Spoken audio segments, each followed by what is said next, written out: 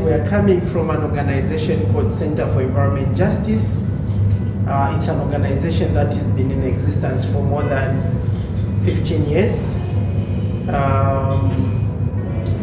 Under our coming here, we have come here with the support of a consortium that is focusing on strengthening the respect for environmental rights in Zambia. This is a consortium of 3 organizations. There is HIVOS, there is ZM, which is Zambia Institute of Environmental Management. Then there is Center for Environment Justice. We have been running this project. This is our 2nd year, and it will be coming to an end in 2027, January. That will be the last year, of course, with hope of it to be extended. And our coming here, we've been doing trainings for the rights holders. We've had so far about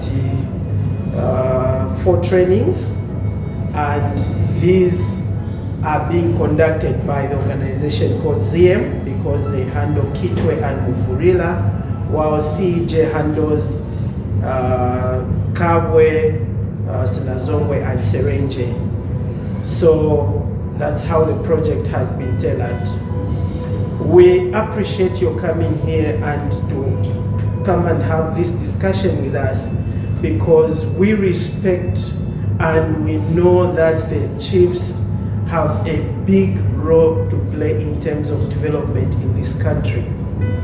95% of the land is still owned by our Royal Highnesses, meaning the development of this nation is actually still in the hands of the Royal Highnesses, because they have the biggest asset in terms of development, which is land.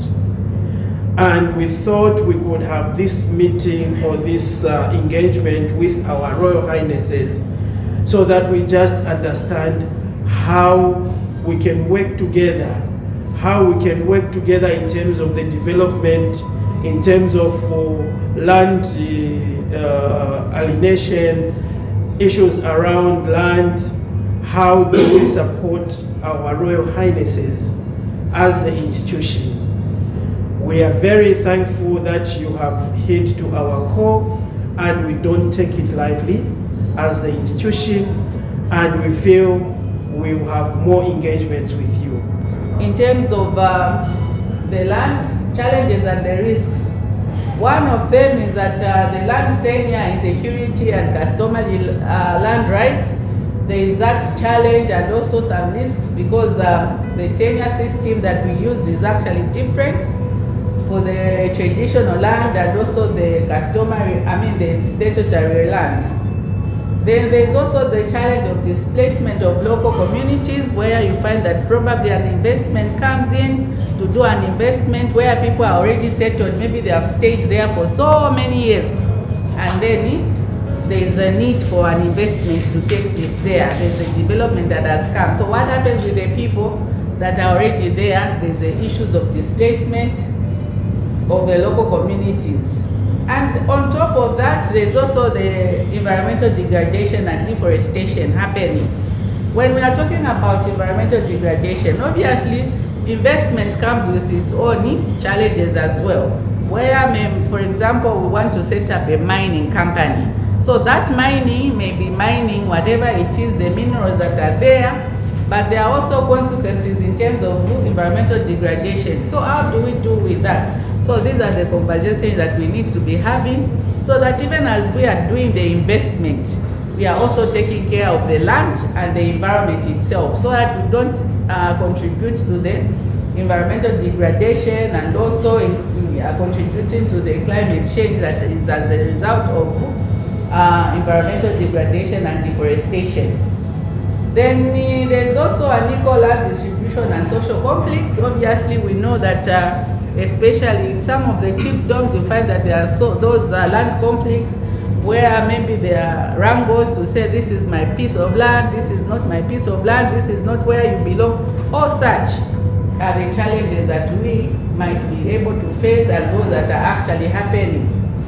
And in other aspects, we are also looking at lack of transparency and accountability in land deals, where you find in terms of allocation, sometimes it's not a fair allocation that happens. Someone wants a land, we might come to the chief to say, I'm asking for the piece of land. Maybe the chief might actually give that land. But then others are, because they've got whatever powers, they may be given land and others may be denied the land, and yet we all want to benefit from that land. So maybe there could be those issues that are there which we really need to work with and also try to resolve so that there's fairness, even in terms of allocation of land. There's also transparency, there's also accountability, because all these things, they work together and they move together.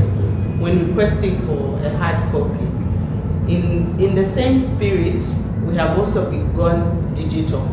So where a client will get documents and bring to our registry, now people scan their documents and apply online. So there is no need to interact with the registry. You scan and then the documents are uploaded directly online for the applicants who are undergoing the conversion. Previously, we used to offer letters, issue offer letters directly, but many people were sitting on their rights. They did not understand that when they get an offer letter, they had to pay to the Ministry of Lands, which brought a lot of loss in revenue for the state.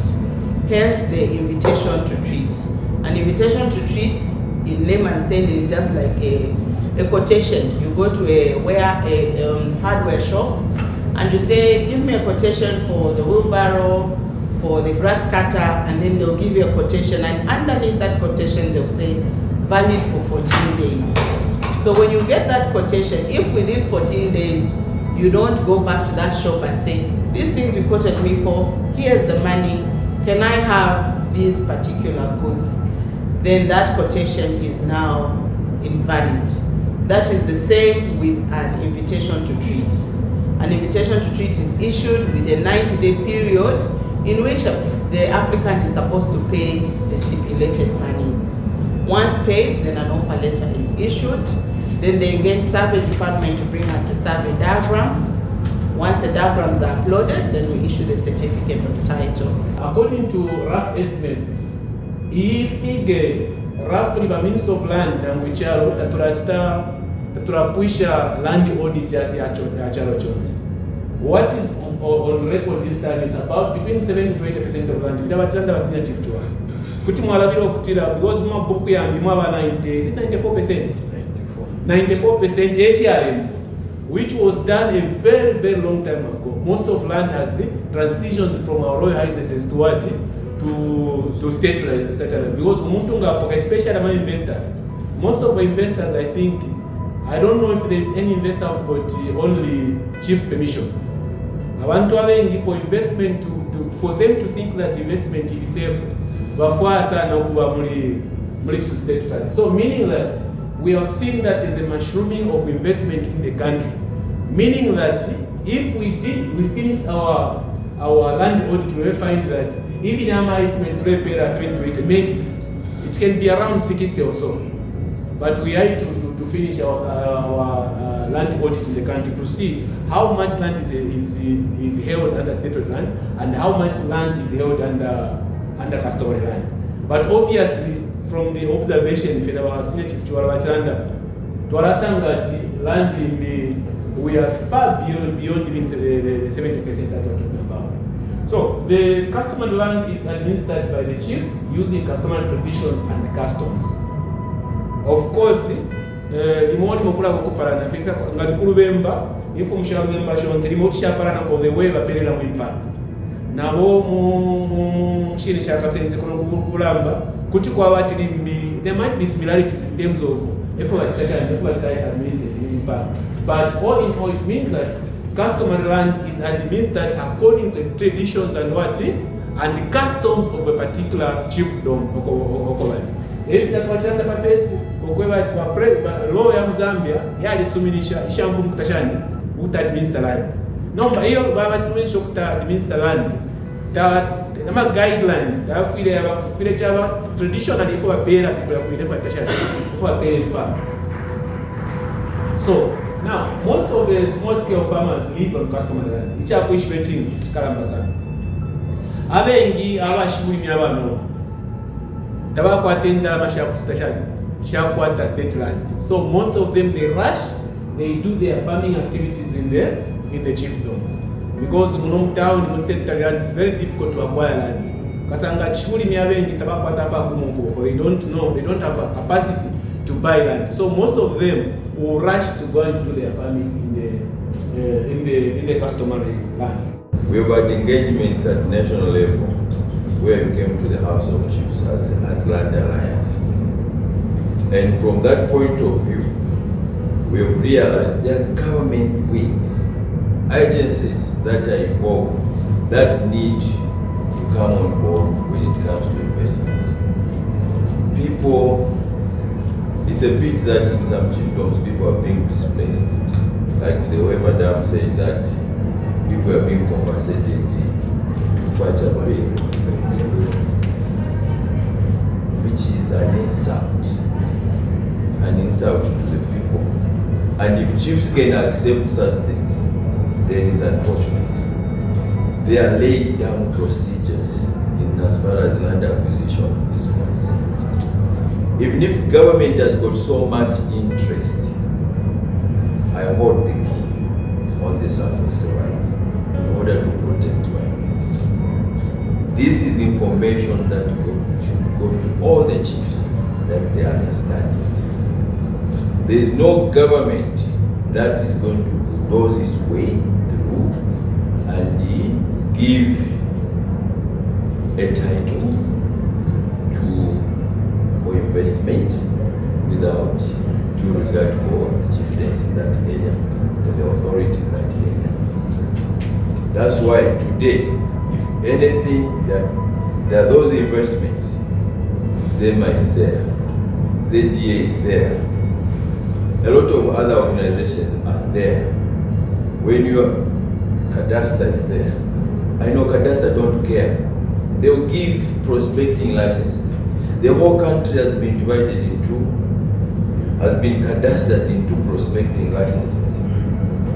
Even where we are seated, they are prospecting licenses. They don't care. All they think is the entire Zambia, there is nobody living there. But the power is lying in us. I'll give you the scenario of the Wapura issue. Yes, ignorance of the law is not defense. Chiefs were duped to exploration licenses were meant to be mining licenses. Those are just blank checks. Not even government can force me to give land on an exploration license. I've got the right to refuse. I have to give consent for exploration, and they adhere to environmental norms in whatever they should explain to as to how they are going to do the prospecting, not what they did where they started mining on an exploration license. When it comes to such things, where a chief gives consent for exploration, they do the exploration, the procedure is followed. Before we come to any type of agreements on the investment, when they really find that there are minerals and they're interested in that area, a public meeting. That's why we say participation of whom? The people. ZEMA, they applied to ZEMA for a public hearing where all walks of life within the same area, within towns and everybody, whoever they advertise is supposed to come for that meeting. In my own investments in that area, it's the people that have decided that there should be investment, not the chief farmer. So we are covered in whatever we do. The people are covered. But when it comes to procedure of giving titles, this is where have gotten it wrong by the Ministry of Lands, by the councils, by agriculture, who are involved in that aspect. The chief and his people explains to that investor that this is what is expected of you in terms of the benefit sharing because of as a result of the investment that you are bringing into the chiefdom.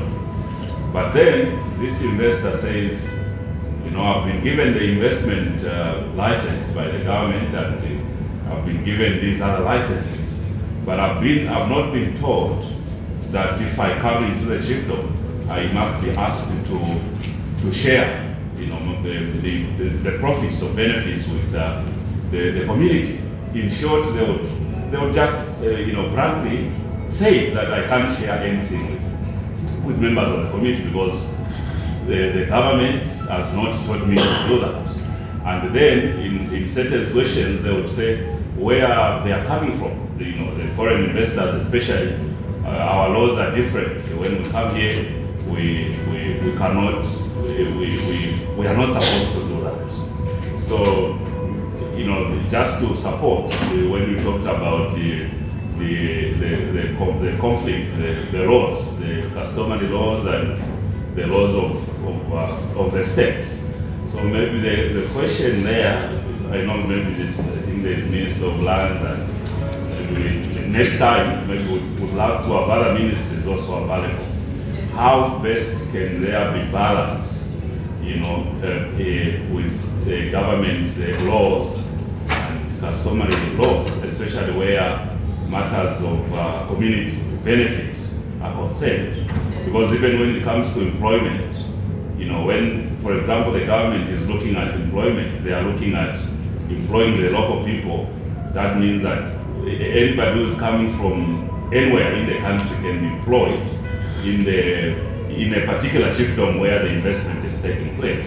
But for us in the chiefdom, we are talking about the people who are there. If they don't have employment, we'll take it that they are not benefiting from that investment.